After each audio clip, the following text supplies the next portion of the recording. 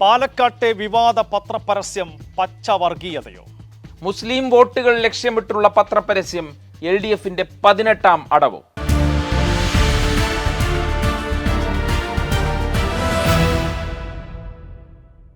പാലക്കാട് നിശബ്ദ പ്രചാരണത്തിന്റെ ദിവസത്തിലും വിവാദങ്ങൾക്ക് നിശബ്ദതയില്ല. മറ്റൊരു വിവാദമാണ് പത്രപരസ്യത്തിന്റെ രൂപത്തിലാണ് പുതിയ വിവാദം. ഞാൻ ഇൻട്രോയിൽ പറഞ്ഞതുപോലെ LDFന്റെ 18ാം അടവ്. നമ്മൾ ഇന്നലെ ഈ കാര്യം ചർച്ച ചെയ്തിരുന്നു. സുബീഷ് എന്നെ ഖണ്ഡിക്കുകയും ചെയ്തു. അതായത് ഈ മുസ്ലിം മത ന്യൂനപക്ഷം അവരുടെ ഉള്ളിൽ സന്ദീപ് വാര്യർ എന്ന് പറയുന്ന ഒരു വിഷയം അത് അങ്ങനെ തന്നെ നിൽപ്പുണ്ട് എന്നാണ് എൻ്റെ ഒരു അനുമാനം. മുസ്ലിം രാഷ്ട്രീയം അറിയാവുന്ന ഒരാൾ എന്നുള്ള നിലയിൽ അത് കൃത്യമായി അങ്ങനെ തന്നെ ആവാനുള്ള സാധ്യതയാണുള്ളത്. പക്ഷെ ഒരുപക്ഷെ അത് വോട്ടായി മാറുമോ മാറില്ലേ എന്നുള്ളതുള്ള ആ ഒരു വിഷയം അവിടെ മാറ്റി നിർത്തിയാൽ തന്നെ സന്ദീപ് വാര്യറിനെ ഇരു കൈയും നീട്ടി UDF സ്വീകരിച്ചത്, പ്രത്യേകിച്ച് മുസ്ലിം ലീഗ് സ്വീകരിച്ചത്, ദഹിക്കാത്ത ചിലർ UDFിലുണ്ട്, ദഹിക്കാത്ത ആളുകൾ മുസ്ലിം മത ന്യൂനപക്ഷത്തിലുണ്ട്. 22% പാലക്കാട്ടെ മുസ്ലിം മത ന്യൂനപക്ഷം ഉള്ളത്. അത് പാലക്കാട് മുനിസിപ്പാലിറ്റിക്ക് കീഴിലുണ്ട്, പിരായിരി പഞ്ചായത്തിലുണ്ട്, കണ്ണാടിയിലുണ്ട്. അപ്പോൾ അവരെ ലക്ഷ്യമിട്ടുള്ള LDFന്റെ പത്രപരസ്യം, ആ പത്രപരസ്യം എന്തുകൊണ്ട് അങ്ങനെ ഒരു പത്രപരസ്യം LDFന് ചെയ്തുകൂടാ എന്നുള്ളൊക്കെ ഒരുപാട് ചോദ്യങ്ങൾ ഉയരുന്നുണ്ട്. പക്ഷേ എന്നിരുന്നാൽ തന്നെയും ഞാൻ ഇന്നലെ സൂചിപ്പിച്ചതുപോലെ കൃത്യമായി ഈ മുസ്ലിം മത ന്യൂനപക്ഷത്തിൻ്റെ മനസ്സിലാക്കിക്കൊണ്ട് സന്ദീപ് വാര്യർ ഇതുവരെ പറഞ്ഞിട്ടുള്ള എല്ലാ കാര്യങ്ങളെയും ഓർമ്മിപ്പിക്കുന്ന നിശബ്ദ പ്രചാരണ ദിവസം അതാണ് ഇന്ന് കണ്ടത്. എനിക്ക് ഞാൻ പറയാൻ ഉദ്ദേശിച്ച കാര്യം ഞാൻ പറയാം. പക്ഷെ അതിനു മുമ്പ് സുബീഷ് ഇന്നലെ ഖണ്ഡിച്ചു എന്ന് അൻഷാദ് പറഞ്ഞല്ലോ. വർഗീയതയ്ക്ക്, സന്ദീപിൻ്റെ വർഗീയതയ്ക്ക് CPMന്റെ പച്ച വർഗീയതയാണോ മറുപടി എന്ന ചോദ്യമാണ് എനിക്ക് അൻഷാദിനോട് തിരിച്ചു ചോദിക്കാനുള്ളത്. അതിലേക്ക് ഞാൻ വരാം. ആമുഖമായി ഞാൻ ഒറ്റ കാര്യം പറഞ്ഞോട്ടെ. രാഷ്ട്രീയവും തിരഞ്ഞെടുപ്പ് രാഷ്ട്രീയവും രണ്ടും രണ്ടാണ് എന്ന് ഉറച്ചു വിശ്വസിക്കുന്ന ഒരാളാണ് ഞാൻ. നമ്മൾ ഈ പറയുന്ന ഈ ഉന്നതമായ ജനാധിപത്യ മൂല്യങ്ങൾ, പൗരബോധം, നീതിബോധം, ഇതൊക്കെയുണ്ടല്ലോ, ഇതൊക്കെ രാഷ്ട്രീയത്തിൽ ഉണ്ട്. രാഷ്ട്രീയത്തിൽ അതൊക്കെ വേണം. പക്ഷെ പ്രായോഗിക രാഷ്ട്രീയത്തിലേക്ക് വന്നാൽ, തിരഞ്ഞെടുപ്പ് രാഷ്ട്രീയത്തിലേക്ക് വന്നാൽ ഇതൊന്നും വേണ്ട എന്ന ഒരു തിയറി അടിസ്ഥാന പ്രമാണമായി സ്വീകരിച്ചുകൊണ്ട് തന്നെയാണ് സ്വാതന്ത്ര്യത്തിന് ശേഷം ഇന്ത്യയിലെ ഒട്ടുമിക്ക രാഷ്ട്രീയ പാർട്ടികളും പ്രവർത്തിച്ചുകൊണ്ടിരിക്കുന്നത് തിരഞ്ഞെടുപ്പ് രാഷ്ട്രീയത്തിൽ. ഇപ്പോൾ 90കൾ മുതൽക്ക് ഇങ്ങോട്ടാണല്ലോ BJP ഒക്കെ പ്രബലമായി വന്നത്. 2000 മുതൽക്ക് ഇങ്ങോട്ട് ഈ ഓപ്പറേഷൻ ലോട്ടസ് പോലുള്ള വിവിധ തരത്തിലുള്ള കലാപരിപാടികളും പിന്നെ കോടികൾ ചാക്കിൽ കൊണ്ടുവന്ന് കെട്ടിയിറക്കലും ഇങ്ങോട്ട് വലിക്കലും ഇത്തരം പരിപാടികളൊക്കെ സജീവമായത് 2000 മുതൽക്ക് ഇങ്ങോട്ട് മാത്രമാണ്. പക്ഷേ ഈ നൈതികമായ മൂല്യങ്ങളൊക്കെ പണയപ്പെടുത്തിക്കൊണ്ടുള്ള ഈ നേരത്തെ പറഞ്ഞ ജനാധിപത്യ മൂല്യങ്ങളൊന്നുമില്ലാതെയുള്ള ഒരു തെരഞ്ഞെടുപ്പ് പ്രക്രിയ വിവിധ രാഷ്ട്രീയ പാർട്ടികൾ അല്ലെങ്കിൽ ഒട്ടുമിക്ക രാഷ്ട്രീയ പാർട്ടികളും സ്വാംശീകരിച്ച് പ്രവർത്തിക്കാൻ തുടങ്ങിയിട്ട് കാലമേറെയായി എന്നാണ് എനിക്ക് ആമുഖമായിട്ട് പറയാനുള്ളത്. ഇനി പാലക്കാട്ടേക്ക് വന്നാൽ ഞാൻ പറയട്ടെ അൻഷാദ്, ഇത്രയും സംഭവബഹുലമായ ഒരു ഉപതെരഞ്ഞെടുപ്പ് കേരളത്തിൻ്റെ രാഷ്ട്രീയ ചരിത്രത്തിൽ, തിരഞ്ഞെടുപ്പ് കാല ചരിത്രത്തിൽ സമീപകാലത്തൊന്നും തന്നെ ഉണ്ടായിട്ടില്ല. ഇപ്പോൾ നമ്മൾ ഈ പറയുന്ന ആവേശകരമായ ഫോട്ടോ ഫിനിഷിങ്ങിനൊക്കെ സാക്ഷ്യം വഹിച്ച 2021 പാലക്കാട് നിയമസഭാ തിരഞ്ഞെടുപ്പിൽ പോലും, അന്ന് ഉപതെരഞ്ഞെടുപ്പായിരുന്നില്ല, തിരഞ്ഞെടുപ്പാണ്, അതിൽ പോലും കൗണ്ടിംഗ് ഡേയിൽ മാത്രമാണ് നമ്മൾ ആ ഉദ്വേഗജനകമായ നിമിഷങ്ങളിലേക്ക് സംക്രമിച്ചെത്തിയത്. ഒരിക്കലും പരസ്യ പ്രചാരണം ആ രീതിയിലായിരുന്നില്ല. അന്ന് BJPയുടെ സ്ഥാനാർത്ഥി അവർക്ക് കിട്ടാവുന്ന ഏറ്റവും മികച്ച സ്ഥാനാർത്ഥിയായിരുന്നു E. ശ്രീധരൻ ആയിരുന്നു. ഞാൻ ഇന്നലെ പറഞ്ഞതുപോലെ 15,000 വോട്ടിന്റെ ലീഡിലേക്ക് E. ശ്രീധരൻ കുതിച്ചെത്തുന്നു. അവിടെ നിന്നും ഷാഫി പറമ്പിൽ ശ്രീധരനെ പടിയായി ടക്കേന്ന് താഴേക്ക് ഇറക്കുന്നു. എന്നിട്ട് 0-ൽ നിന്നും ഷാഫി പറമ്പിൽ ലീഡ് ഉയർത്തുന്നു. ഒടുവിൽ 3859 വോട്ടിന്റെ ഭൂരിപക്ഷത്തിന് ഷാഫി പറമ്പിൽ പാലക്കാട് കൈപ്പിടിയിൽ ഒതുക്കിയ ആ തെരഞ്ഞെടുപ്പിൽ പോലും ഇല്ലാത്ത വീറും വാശിയും പരസ്യ പ്രചാരണത്തിൽ നമ്മൾ കാണുകയുണ്ടായി. അപ്പോൾ ആദ്യം തന്നെ ഏവരെയും ഞെട്ടിച്ചുകൊണ്ട് പി സരിൻ്റെ എൻട്രി CPMലേക്ക്, കോൺഗ്രസിൽ നിന്നും പി സരിൻ CPMലേക്ക് വരുന്നു. രണ്ടാമത്തേത് എന്താ, ഈ ട്രോളി ബാഗ് വിവാദം. അന്ന് രാഹുൽ മാങ്കൂട്ടത്തിൽ ചോദിച്ചതുപോലെ ഈ ട്രോളി ബാഗുമായിട്ടല്ലാതെ തക്കാളിപ്പെട്ടിയുമായിട്ടാണോ ഹോട്ടൽ മുറിയിലേക്ക് നമ്മളൊക്കെ പോവുക? അല്ല, അവിടെയും CPMന് ചുവട് പിഴച്ചു എന്നാണ് എനിക്ക് തോന്നിയത് ആ ഘട്ടത്തിൽ. കാരണം പോലീസ് പരിശോധനയ്ക്കെത്തി, വനിതാ പോലീസ് ഉണ്ടായിരുന്നില്ല. മാത്രമല്ല സംശയാസ്പദമായി ഒന്നും തന്നെ കണ്ടെത്തിയിട്ടില്ല എന്ന് എഴുതി കൊടുത്തുകൊണ്ട് പോലീസിന് മടങ്ങിപ്പോരേണ്ടി വന്നു. ട്രോളി ബാഗ് വിവാദം, പിന്നാലെ ഇരട്ട വോട്ട്, വ്യാജ വോട്ട്, പിന്നെ സന്ദീപ് വാര്യർ. ഏറ്റവും ഒടുവിൽ സന്ദീപ് വാര്യർ, അതും കഴിഞ്ഞാണ് ഇപ്പോൾ സന്ദീപ് വാര്യർക്കെതിരായിട്ടുള്ള വിവാദമായ LDFന്റെ പത്രപരസ്യം കൂടി വരുന്നത്. ഞാൻ പറയട്ടെ അൻഷാദ്, സന്ദീപ് വാര്യർ എന്ന് പറയുന്നത് BJPയുടെ എക്കാലത്തെയും മികച്ച പ്ലെയർ ആയിരുന്നു. Sandeep Warrier personally he's A master player. ഇപ്പം നമ്മൾ ഒരാളെ മികച്ച പ്ലെയർ എന്നൊക്കെ വിളിക്കുന്നത് എന്ത് കാരണത്താലായിരിക്കാം? ഇപ്പോൾ ഒരു ഫുട്ബോൾ പ്ലെയർ ആണെന്ന് വയ്ക്കുക, അയാൾ മാഞ്ചസ്റ്റർ യുണൈറ്റഡിന് വേണ്ടി കളിക്കുമ്പോഴും ലിവർപൂളിന് വേണ്ടി കളിക്കുമ്പോഴും ചെൽസിക്ക് വേണ്ടി കളിക്കുമ്പോഴും മികച്ച ഫോം നിലനിർത്താൻ സാധിക്കുന്നുണ്ടെങ്കിൽ മാത്രമാണ് അയാൾ മികച്ച പ്ലെയർ ആവുന്നത്. ഏതെങ്കിലും ഒരു ടീമിന് വേണ്ടി ഏതെങ്കിലും ഒരു സീസണിൽ മാത്രം മികച്ച ഫോം നിലനിർത്തുന്ന ഒരാൾ ഒരിക്കലും മികച്ച പ്ലെയർ ആയിരുന്നില്ല. ഇവിടെ സന്ദീപ് വാര്യർ BJPയുടെ മികച്ച പ്ലെയർ ആയിരുന്നു. എല്ലാ കാലത്തും BJPയുടെ സ്പോക്സ് പേഴ്സൺ ആയിരുന്നു അദ്ദേഹം. BJP ഉയർത്തിപ്പിടിക്കുന്ന ഐഡിയോളജി എന്താണോ അത് ചാനൽ ചർച്ചകളിൽ ഉച്ചസ്ഥലം മുന്നോട്ട് വെക്കാൻ ശേഷിയുള്ള വക്താവായിരുന്നു, ഔദ്യോഗിക വക്താവായിരുന്നു സന്ദീപ് വാര്യർ. പലരും പറഞ്ഞത് കേട്ടു, K. സുരേന്ദ്രൻ പറഞ്ഞ അത്രയും വർഗീയ പരാമർശങ്ങൾ അല്ല, സന്ദീപ് വാര്യർ പറഞ്ഞ അത്രയും വർഗീയ പരാമർശങ്ങളൊന്നും K. സുരേന്ദ്രൻ നടത്തിയിട്ടില്ല, MT രമേശ് പോലും നടത്തിയിട്ടില്ല എന്ന്. K. സുരേന്ദ്രനും MT രമേശും പങ്കെടുത്തതിനേക്കാൾ കൂടുതൽ ചാനൽ ചർച്ചകളിൽ സന്ദീപ് വാര്യർ പങ്കെടുത്തിട്ടുണ്ട്. സന്ദീപ് വാര്യർ നേരിട്ട് അത്രയും രാഷ്ട്രീയ പ്രതിയോഗികളെ ഒന്നും, ജ്യോതികുമാർ ചാമക്കാലയുമായിട്ടുള്ള ചാനൽ ചർച്ച എന്തായിരുന്നു, അത്രയും രാഷ്ട്രീയ പ്രതിയോഗികളെ ഒന്നും K. സുരേന്ദ്രനും MT രമേശിനും ചാനൽ ചർച്ചകളിൽ നേരിടേണ്ടി വന്നിട്ടില്ല. അപ്പോൾ ശക്തരായ പ്രതിയോഗികളെ അടിക്കുമ്പോൾ നന്നായി തന്നെ അടിക്കണം. അങ്ങനെ നന്നായി തന്നെ BJPയുടെ ഐഡിയോളജി ഉപയോഗിച്ചുകൊണ്ട് സന്ദീപ് വാര്യർ അടിച്ചിട്ടുണ്ട്. ആ കാര്യത്തിൽ സന്ദീപ് വാര്യർ മികച്ച പ്ലെയർ ആയിരുന്നു. BJPയെ സംബന്ധിച്ച് BJPയുടെ പ്ലാറ്റ്ഫോമിൽ നിന്നുകൊണ്ട് BJPയുടെ പ്രത്യയശാസ്ത്രം ഹിന്ദുത്വ രാഷ്ട്രീയം എന്താണോ അത് അതേപടി ഗംഭീരമായി അതിവിദഗ്ധമായി അപ്ലൈ ചെയ്തിട്ടുണ്ട് സന്ദീപ് വാര്യർ. ഇനി അയാൾ കോൺഗ്രസിന് വേണ്ടി കളിക്കാൻ പോവുകയാണ്. ഇനി കോൺഗ്രസിന്റെ ഐഡിയോളജിയാണ് അയാൾ മുന്നോട്ട് വെക്കാൻ പോകുന്നത്. അങ്ങനെയുള്ള സന്ദീപ് വാര്യർ ശരിയാണ്, പച്ചവർഗീയത പറഞ്ഞിട്ടുണ്ട്. അതിന് മറുപടി CPM നൽകേണ്ടത് ഈ രീതിയിൽ ആണോ? മാത്രമല്ല, നമ്മൾ ഓർക്കേണ്ട ഒരു വസ്തുത, ഈ സന്ദീപ് വാര്യർക്ക് വേണ്ടി വാതിൽ തുറന്നിട്ടില്ലേ CPM? ഇടതുപക്ഷ പാളയത്തിലേക്ക് തനിക്ക് വരാൻ താല്പര്യമുണ്ട് എന്ന സന്നദ്ധത സന്ദീപ് വാര്യർ അറിയിച്ചപ്പോൾ എന്തേ വിസമ്മതം പ്രകടിപ്പിച്ചില്ല CPM? എന്തുകൊണ്ട് കൂടിയാലോചനകൾക്കും ചർച്ചകൾക്കും CPM പോലുള്ള ഒരു രാഷ്ട്രീയ പാർട്ടി ആളുകളെ നിശ്ചയിച്ചു? സന്ദീപ് വാര്യരുമായുള്ള കൂടിക്കാഴ്ചകൾ എന്തിന് നിശ്ചയിച്ചുറപ്പിച്ചു? പിന്നീട് ആ വാതിൽ അടച്ചു, ശരിയാണ്. പക്ഷേ ഒരു ഘട്ടത്തിലെങ്കിലും സന്ദീപ് വാര്യർ CPMനും ഇടതുപക്ഷ പാളയത്തിനും ക്യാമ്പിനും സ്വീകാര്യനായിരുന്നില്ലേ? ആ വാതിൽ അടഞ്ഞപ്പോൾ മാത്രമാണല്ലോ ഇപ്പോൾ സന്ദീപ് വാര്യർ ഈ രീതിയിലൊക്കെ പറഞ്ഞയാളാണ് എന്ന വർഗീയ പരാമർശങ്ങൾ, സന്ദീപ് വാര്യരുടെ വർഗീയ പരാമർശങ്ങൾ ഇപ്പോൾ പത്രപരസ്യത്തിന്റെ രൂപത്തിൽ മുന്നോട്ട് വരുന്നത്. ഞാൻ ഇവിടെ CPMനോട് ചോദിക്കുന്നത്, CPM പോലുള്ള ഒരു രാഷ്ട്രീയ പാർട്ടി, ഇപ്പോൾ നേരത്തെ നമ്മൾ പറഞ്ഞ ജനാധിപത്യ മൂല്യങ്ങളും ഉന്നതമായ നൈതിക ബോധ്യവും ഒക്കെ തങ്ങൾക്കുണ്ട് എന്ന് ആവർത്തിച്ച് തങ്ങളെ തന്നെ ബോധ്യപ്പെടുത്തിക്കൊണ്ടിരിക്കുന്ന ഒരു പൊളിറ്റിക്കൽ പാർട്ടി എന്തുകൊണ്ടാണ് സന്ദീപ് വാര്യർക്കെതിരെ ഈ രീതിയിലുള്ള ഒരു പ്രത്യാക്രമണത്തിന് തയ്യാറാകുന്നത് എന്നുള്ളതാണ്. പാലക്കാട്ടെ വോട്ടിംഗ് ശതമാനം നേരത്തെ കഴിഞ്ഞ ചർച്ചയിലും അൻഷാദ് പറയുകയുണ്ടായി, 20% മുസ്ലിം വോട്ട് ലക്ഷ്യമാക്കിക്കൊണ്ട് 22% മുസ്ലിം വോട്ട് ലക്ഷ്യമാക്കിക്കൊണ്ട് സുന്നി പത്രങ്ങളിൽ മാത്രം പരസ്യം കൊടുത്ത CPMന്റെ ഈ നിലപാട് പച്ചവർഗീയതയാണ് എന്ന് കണ്ടെത്താൻ പൊളിറ്റിക്കൽ സയൻസിൽ ഡോക്ടറേറ്റ് എടുക്കേണ്ട കാര്യമൊന്നുമില്ല. അപ്പോൾ ഈ നിലപാട് ഇത് തങ്ങളുടെ നിലപാടാണ് എന്ന് തുറന്നു പറയാൻ CPM തയ്യാറാകണം. അതില്ലാത്തിടത്തോളം കാലം സരിനാണ് ശരി എന്ന് ആവർത്തിച്ച് പറയും തോറും തങ്ങളുടെ ശരിയില്ലായ്മ CPM വെളിപ്പെടുത്തിക്കൊണ്ടിരിക്കുകയാണ് എന്നേ ഈ ചർച്ചയിൽ എനിക്ക് ആമുഖമായി പറയാനുള്ളൂ. അപ്പോഴും സുബീഷ് പറഞ്ഞത് എല്ലാ അർത്ഥത്തിലും ശരിയാണ്. പക്ഷേ സന്ദീപ് വാര്യർ പറഞ്ഞ വാക്കുകൾ, സന്ദീപ് വാര്യർ ഇതുവരെ പറഞ്ഞ ഒരു കാര്യവും ഇതുവരെ നിഷേധിച്ചിട്ടില്ല. ഇന്നലെ തള്ളി പറഞ്ഞിട്ടുണ്ട്. സന്ദീപ് വാര്യർ നല്ല പ്ലെയർ ആണ്. സന്ദീപ് വാര്യർ ഞാൻ പറയും വർഗീയതയുടെ മികച്ച പ്ലെയർ ആണ് എന്ന് പറയും. BJPക്ക് വേണ്ടി അദ്ദേഹം സംസാരിക്കുമ്പോൾ ഒരു പക്ഷേ BJPയുടെ ഐഡിയോളജിക്കും അപ്പുറം വർഗീയത പറയുന്ന രീതിയിലേക്ക് സന്ദീപ് വാര്യർ മിക്കപ്പോഴും പോകാറുണ്ട്.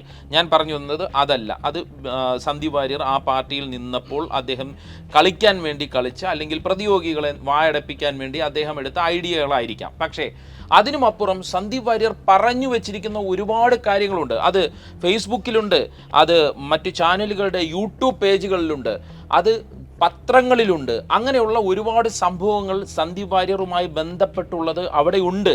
അദ്ദേഹം പറഞ്ഞു വെച്ച വർഗീയത പരാമർശങ്ങളെ, വർഗീയതയെ അങ്ങനെ അങ്ങ് മായ്ച്ചു കളയാൻ പറ്റില്ല. താൻ പറഞ്ഞിട്ടില്ല എന്ന് സന്ദീപ് വാര്യർ പറഞ്ഞിട്ടില്ല. അല്ല, ഞാൻ പറഞ്ഞിട്ടുണ്ട്.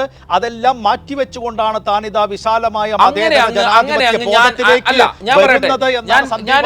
പറയുന്നത്. പക്ഷെ ഞാൻ അപ്പോൾ ചോദിക്കുന്നത്, സന്ദീപ് വാര്യർ പറഞ്ഞ വർഗീയതയ്ക്ക് രീതിയിലുള്ള പച്ചവർഗീയതയുമായിട്ടാണോ മറുപടി നൽകേണ്ടത്? സുബീഷ്, ഞാൻ അതിലേക്കാണ് വരുന്നത്. അതായത് CPM ഇന്ന് പത്രപരസ്യം നടത്തിയത് ശരിയോ തെറ്റോ എന്നുള്ളതിലേക്ക് ഞാൻ വരാം. അതിനു മുമ്പ് സന്ദീപ് വാര്യർ പറഞ്ഞ കാര്യങ്ങൾ ഓർമ്മിപ്പിച്ചത് ശരിയല്ല എന്ന് പറയാൻ കഴിയുമോ? ഇല്ല. സന്ദീപ് വാര്യർ പറഞ്ഞ കാര്യങ്ങൾ മാത്രമേ പത്രപരസ്യത്തിൽ ഇന്ന് CPM സൂചിപ്പിച്ചിട്ടുള്ളൂ. ആ പത്രപരസ്യം വന്നത് സിറാജിലും സുപ്രഭാതത്തിലും ആണ് എന്നതുകൊണ്ട് മാത്രം അത് മുസ്ലിം ജനവിഭാഗത്തെ സൂചിപ്പിക്കുന്നതാണ് എന്ന് നമുക്ക് വിമർശന വിധേയമായിട്ട് പറയാം. ശരി, അത് വർഗീയതയാണ് എന്ന് പറയാം. പക്ഷേ സന്ദീപ് വാര്യർ പറഞ്ഞ കാര്യങ്ങളെ അങ്ങനെ അങ്ങ് മറക്കാൻ കഴിയുമോ എന്നുള്ളതാണ് എൻ്റെ ചോദ്യം. അത് സന്ദീപ് വാര്യർ നാളെ CPMൽ വന്നാലും സന്ദീപ് വാര്യർ പറഞ്ഞു വെച്ച ചില കാര്യങ്ങളുണ്ട്. നമുക്കറിയാം പച്ചവർഗീയതയാണ്. ആ പച്ചവർഗീയത നമുക്ക് പോലും ഒരു ഘട്ടത്തിൽ പോലും പറയാൻ പറ്റാത്ത രീതിയിലുള്ള പച്ചവർഗീയത പറഞ്ഞിട്ടുള്ള ആളാണ് സന്ദീപ് വാര്യർ. ആ സന്ദീപ് വാര്യർ കോൺഗ്രസിലേക്ക് വന്ന ഉടനെ തന്നെ പ്രചാരണ വാഹനത്തിലേക്കാണ് കയറിയത്. പ്രചാരണ വാഹനത്തിലേക്ക് കയറുന്ന സന്ദീപ് വാര്യരെയാണ് കാണുക. അത്രയ്ക്ക് കൈനീട്ടി സ്വീകരിക്കാൻ വേണ്ടി സന്ദീപ് വാര്യർ ആരാണ് എന്നുള്ളൊരു ചോദ്യം CPM ഉന്നയിച്ചാൽ, അതല്ലെങ്കിൽ ഇടതുപക്ഷം ഉന്നയിച്ചാൽ, അത് അവരുടെ രാഷ്ട്രീയമാണ്. അത് അവർ മുന്നോട്ട് വെക്കേണ്ടത് അവരുടെ രാഷ്ട്രീയമാണ്. അത് ഓർമ്മിപ്പിക്കേണ്ടത് അവരുടെ രാഷ്ട്രീയമാണ്. പക്ഷേ ഈ ദിവസം ഈ രീതിയിലാണോ അത് മുന്നോട്ട് വെക്കേണ്ടത്? അത് അവരുടെ രാഷ്ട്രീയമാണ്. സുബീഷ്, അത് അവരുടെ രാഷ്ട്രീയമാണ്. അതായത് ജയിക്കാൻ വേണ്ടി, തെരഞ്ഞെടുപ്പിൽ ജയിക്കാൻ വേണ്ടി. അല്ല, ഞാൻ പറയട്ടെ, BJPയുമായി CPMനെ നമുക്ക് താരതമ്യപ്പെടുത്താനാകില്ലല്ലോ. ഒരു മതേതര പ്രതീക്ഷയുടെ പേരല്ലേ CPM എന്നുള്ളത്. അല്ല, ഓർമ്മിപ്പിച്ചുകൂടാ എന്നാണോ സുബീഷ് പറഞ്ഞത്? ഓർമ്മിപ്പിച്ചുകൂടാന്നാണോ? അങ്ങനെയാണെങ്കിൽ എന്റെ ചോദ്യം, എല്ലാ പത്രങ്ങളിലും നിങ്ങൾ ഓർമ്മിപ്പിക്കൂ. എല്ലാ പത്രങ്ങളിലും എല്ലാ പത്രങ്ങളിലും നിങ്ങൾ ഓർമ്മിപ്പിക്കൂ. എല്ലാ പത്രങ്ങളിലും പരസ്യം കൊടുത്തിട്ടുണ്ട് എന്നാണ് CPMന്റെ നേതാവ് MP രാജേഷ് പറയുന്നത്. അതെനിക്ക് എന്താണ് ശരിയെന്ന് എനിക്കറിയത്തില്ല. പക്ഷേ ഓർമ്മിപ്പിക്കേണ്ട കാര്യങ്ങൾ തന്നെയാണ് ഓർമ്മിപ്പിച്ചിരിക്കുന്നത് എന്നാണ് എനിക്ക് പറയാനുള്ളത്. അതിൽ വർഗീയത കാണുന്നവരുണ്ടാകാം, വർഗീയത കാണാത്തവരുണ്ടാകാം. പക്ഷേ അത് CPMന്റെ രാഷ്ട്രീയമാണ്. അതിൽ UDF ഇത്ര ബേജാറാകേണ്ട കാര്യമുണ്ടോ? അതായത് അവർ പറയുന്നു രാഹുൽ മാങ്കൂട്ടത്തിൽ ഉറപ്പായിട്ടും ജയിക്കുമെന്ന്. പിന്നെ എന്തിനാണ് ബേജാറാകുന്നത്? കാഫിർ സ്ക്രീൻഷോട്ടുമായിട്ട് ഇതിനെ താരതമ്യപ്പെടുത്തുന്നത് എന്തിനാണ് എന്നാണ് എൻ്റെ ചോദ്യം. അതായത് 22% വരുന്ന മുസ്ലിം മതവിഭാഗത്തിന്, അതിൽ SDP ഉണ്ട്, ജമാഅത്തെ ഇസ്ലാമി ഉണ്ട്, ജമാഅത്തെ ഇസ്ലാമിയുടെ വെൽഫെയർ പാർട്ടി പ്രവർത്തകരുണ്ട്, സിറാജ് ഉണ്ട്, സുപ്രഭാതമുണ്ട്, അതായത് AK സുന്നി വിഭാഗങ്ങളെല്ലാം ഉണ്ട്. ഇവരെല്ലാവരും കൂടെ ചേർന്നാണ് പാലക്കാട്ടെ 22% വരുന്ന മുസ്ലിം മതവിഭാഗം. അവരെ ലക്ഷ്യമിട്ടുകൊണ്ട് CPM ഒരു നീക്കം നടത്തുന്നുവെങ്കിൽ അവരുടെ 18ാമത്തെ അടവാണ്. ഇലക്ഷൻ ജയിക്കാൻ വേണ്ടി എന്ത് സ്ട്രാറ്റജിയും സ്വീകരിക്കുന്ന രീതിയിലേക്ക് ഇന്ന് രാഷ്ട്രീയ പാർട്ടികൾ വന്നിട്ടുണ്ട്. CPM ആ പരസ്യം ചെയ്തതിൽ അത്ര വലിയ തെറ്റാണ് എന്ന് എനിക്ക് തോന്നുന്നില്ല. അതിൽ മറ്റൊരു കാര്യം നമ്മൾ ശ്രദ്ധിക്കാനുള്ളത്, ഇതിൻ്റെ ഒരു പശ്ചാത്തലം കൂടിയുണ്ട്. അതായത് ഇപ്പോൾ ഈ പത്രങ്ങളിൽ പരസ്യം കൊടുക്കുന്നു, EK വിഭാഗത്തിൻ്റെ പത്രങ്ങളിൽ പരസ്യം നൽകുന്നതിന് മുമ്പ് തന്നെ സന്ദീപ് വാര്യർ കോൺഗ്രസിലേക്ക് വന്നതിന് ശേഷം പാണക്കാട് പോയി സമക്ഷ അപരാധം പറഞ്ഞ് പ്രശ്നങ്ങൾ തീർത്തു. അവിടെ പൊരുത്തപ്പെട്ടോ എന്ന് എനിക്കറിയത്തില്ല. പക്ഷേ സമക്ഷ അപരാധം തീർക്കാൻ വേണ്ടി സന്ദീപ് വാര്യർ പോയത് പാണക്കാട് തങ്ങളെ വീട്ടിലേക്കാണ്. അന്ന് മുഖ്യമന്ത്രി പിണറായി വിജയൻ പാലക്കാട്ട് തങ്ങൾക്കെതിരെ വിമർശനം ഉന്നയിച്ചു. അവിടെ നിന്ന് തുടങ്ങുകയാണ് CPMന്റെ ഈ നയം മാറ്റം. അതായത് മുസ്ലിം ലീഗിനെ അങ്ങ് വിമർശിക്കുന്ന ഒരു രീതി CPM കഴിഞ്ഞ കുറേ കാലമായിട്ട് തുടരുന്നില്ല. അവർ ഇങ്ങോട്ട് വരണമെങ്കിൽ വരട്ടെ എന്നുള്ള നിലപാടാണ് സ്വീകരിച്ചുകൊണ്ടിരുന്നത്. ആ നിലപാടിൽ നിന്ന് പാലക്കാട്ട് ഒരു സന്നിഗ്ധ ഘട്ടത്തിൽ CPM നിലപാട് മാറ്റുകയാണ് എന്നാണ് എനിക്ക് മനസ്സിലായത്. കാരണം തങ്ങളെ രൂക്ഷമായി വിമർശിക്കുന്നു. തങ്ങളെ വിമർശിച്ചത് ശരിയാണെന്ന് AK ബാലൻ പറയുന്നു, MV ഗോവിന്ദൻ പറയുന്നു, EP ജയരാജൻ പറയുന്നു. അപ്പോൾ അത് CPMന്റെ കൃത്യമായ തീരുമാനമാണ്. ഇതിനൊപ്പം കൂട്ടി വായിക്കേണ്ട മറ്റൊരു കാര്യമുണ്ട്. കൊല്ലത്ത് SNDP യോഗം ശാഖകളുമായി ബന്ധപ്പെട്ട് CPM നടത്തുന്ന ചില നീക്കങ്ങളുണ്ട്. അതായത് കഴിഞ്ഞ തെരഞ്ഞെടുപ്പിൽ ആലപ്പുഴയിലും കൊല്ലത്തും CPMന്റെ വോട്ട് ബാങ്കായ ഈഴവ സമുദായത്തിൽ നിന്ന് വലിയ തോതിൽ വോട്ട് പോയി. അതിൻ്റെ പിന്നിൽ എന്താണ് പ്രശ്നം? ഈ മുസ്ലിം മതവിഭാഗത്തെ വല്ലാതെ അങ്ങ് പ്രീണിപ്പിക്കുന്നതുമായി ബന്ധപ്പെട്ടാണ്. ആ ഒരു പ്രശ്നം അവിടെ നിലനിൽക്കുമ്പോഴാണ് CPM തങ്ങൾക്കെതിരെ വിമർശനം ഉന്നയിക്കുന്നത്. അതൊരു രാഷ്ട്രീയ സ്ട്രാറ്റജിയാണ്. ആ സ്ട്രാറ്റജിയുടെ മറ്റൊരു പതിപ്പാണ് CPM ഇവിടെ ഈ അല്ലെങ്കിൽ പത്രങ്ങളിൽ പരസ്യവുമായി പത്രത്തിൽ പരസ്യവുമായി വന്നത് എന്നാണ് എനിക്ക് പറയാനുള്ളത്. അപ്പോഴും അത് തെറ്റാണ് എന്ന് നമുക്ക് പറഞ്ഞു വെക്കാൻ കഴിയില്ല സുബീഷ്. കാരണം സന്ദീപ് വാര്യറിനെ പോലെ ഒരാൾ എന്തൊക്കെ പറഞ്ഞു അവരെ കൈനീട്ടി സ്വീകരിച്ചവരെ ഓർമ്മിപ്പിക്കുക എന്നത് തന്നെയാണ് CPM-ന്റെ ലക്ഷ്യം. CPM-ന്റെ ലക്ഷ്യം ഉദ്ദേശശുദ്ധി, അതിനെയൊന്നും ഞാൻ സംശയിക്കുന്നില്ല. അങ്ങനെയാണെങ്കിൽ വിശാലമായ ഒരു മതേതര താല്പര്യം ഇക്കാര്യത്തിൽ CPM-ന് ഉണ്ടായിരുന്നു എന്നുണ്ടെങ്കിൽ സിറാജിൽ സുപ്രഭാതത്തിൽ മാത്രം പരസ്യം നൽകേണ്ടിയിരുന്നില്ല. കേരളത്തിലെ പാലക്കാട്ടുകാർ വായിക്കുന്ന എല്ലാ പത്രങ്ങളിലും CPM പരസ്യം നൽകേണ്ടതായിരുന്നു എന്നുള്ളതാണ് എൻ്റെ പോയിന്റ്. രണ്ടാമത്തേത്, ഇപ്പോൾ സന്ദീപ് ജി വാര്യരെ ന്യായീകരിക്കാം ചർച്ചയിലുടനീളം എന്ന് ഞാൻ ആർക്കും വാക്കു കൊടുത്തിട്ടില്ല അൻഷാദെ. സന്ദീപ് വാര്യർ പറഞ്ഞതൊന്നും വിശുദ്ധ വചനങ്ങളായിട്ട് ഞാനും അംഗീകരിക്കുന്നില്ല, സന്ദീപ് വാര്യർ പോലും അംഗീകരിക്കുന്നില്ല.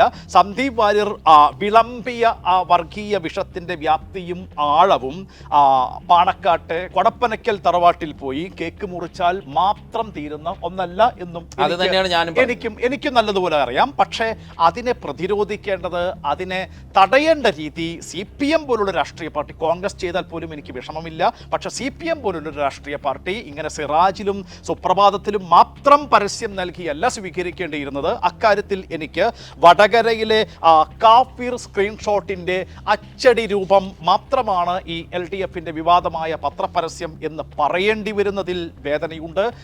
കേരളത്തിൻ്റെ ഒരു തിരഞ്ഞെടുപ്പ് പ്രചാരണ രീതി ഈ രീതിയിൽ കമ്മ്യൂണൽ ആയ ഒരു രീതിയിലേക്ക് വഴിമാറി പോകുന്നതിൽ എനിക്ക് അഗാധമായ ഹൃദയവേദനയുമുണ്ട് എന്നാണ് എനിക്ക് തുടക്കത്തിൽ പറയാനുള്ളത്.